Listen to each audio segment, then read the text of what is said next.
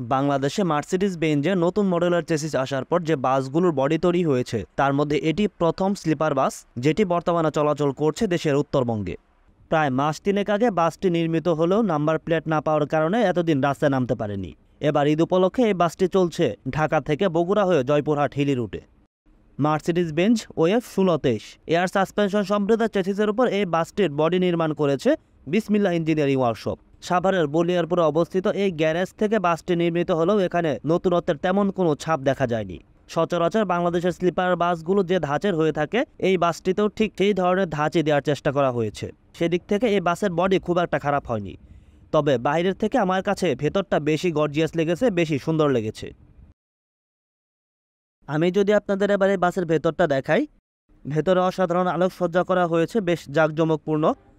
বাসের যে সিট, সেই সিটের সাথে মিল রাখার চেষ্টা করা হয়েছে। এই বাসের নিচতলায় হচ্ছে বিজনেস ক্লাসের সিট আর উপরে স্লিপার, এগুলোকে বলা হয় সুইট ক্লাসের বাস। সিটও মোটামুটি বেশ ভালো, নরম ফোম ব্যবহার করা হয়েছে সিটে। আছে হেড রেস্ট, আর প্রতি সিটের সাথে আপনারা লেগ রেস্ট পাবেন। আছে পর্যাপ্ত পরিমাণে লেগ স্পেস। এই সিটে আমি একটি বিষয় খেয়াল করেছি, লেগ রেস্টের সাথে আলাদা একটি কাভার দেওয়া আছে, যেটা আমি এখনও পর্যন্ত অন্য কোনো বাসে দেখিনি এরকম সিস্টেম। নিচতলায় প্রতি সিটের সাথে এসি নব আছে, এখানে থাকা রিডিং লাইটগুলো আপনারা নিয়ন্ত্রণ করতে পারবেন। এছাড়া নেটের ব্যাগ আছে পানিসহ অন্যান্য জিনিসপত্র রাখার জন্য। আমি যদি এবার দোতলার কেবিনগুলো দেখাই, স্লিপিং কেবিন, এই হচ্ছে কেবিন, এক পাশে ডাবল কেবিন আর এক পাশে সিঙ্গেল কেবিন। নিচে 27টি সিটের পাশাপাশি 15টি কেবিন আছে এই বাসে। কেবিনগুলো মোটামুটি ভালো, দেখতে একটু অগোছালো লাগছে, কারণ আমি যখন ভিডিও করেছি তখন বাসটি পুরোপুরি প্রস্তুত অবস্থায় ছিল না, গ্যারেজে কাজ চলছিল এই বাসের। কেবিনগুলো মোটামুটি ভালোই বড় আছে, একজন মানুষ অনায়াসে কেবিনে ভ্রমণ করতে পারবেন। সবচেয়ে বড় সুবিধা হচ্ছে ফ্ল্যাট সিট। কেবিনের ভেতর এসি নব প্লাস রিডিং লাইট আছে, এছাড়া চার্জিং পোর্ট আছে, এছাড়া টিভি আছে কেবিনে, জুতার বক্স আছে, বালিশ কম্বল তো থাকছেই। ডাবল কেবিন আর সিঙ্গেল কেবিন একই রকম সুবিধা, কোনো প্রকার পার্থক্য নেই।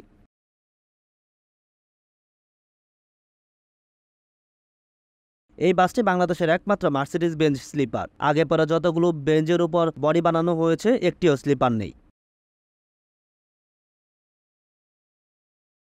আর এটি হচ্ছে বাসের সামনের অংশ, অর্থাৎ ড্রাইভিং কেবিন। এখানে একটি বিষয় সবচেয়ে বেশি নজর কাড়া, সেটি হচ্ছে উপরের যে লাইট, একদম ডিফারেন্ট একটি লাইট লাগানো হয়েছে এখানে।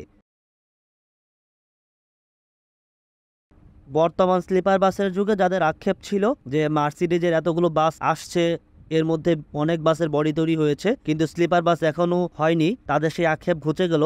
মার্সিডিজের স্লিপার বাস এখন রাস্তায় চলছে। সামনে হয়তো আরও বেশ কিছু কোম্পানি যারা মার্সিডিজের বাসগুলো নিচ্ছে এয়ার সাসপেনশনে, ওই বাসগুলোতে হয়তো অনেকে স্লিপার করবে।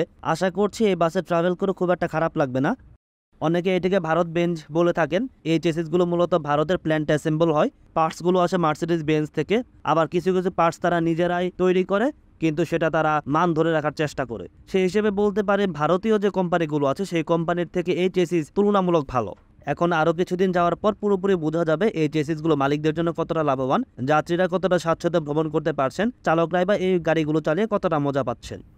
আজকের মতো এ পর্যন্তই। ভালো থাকবেন, সুস্থ থাকবেন। ধন্যবাদ সবাইকে।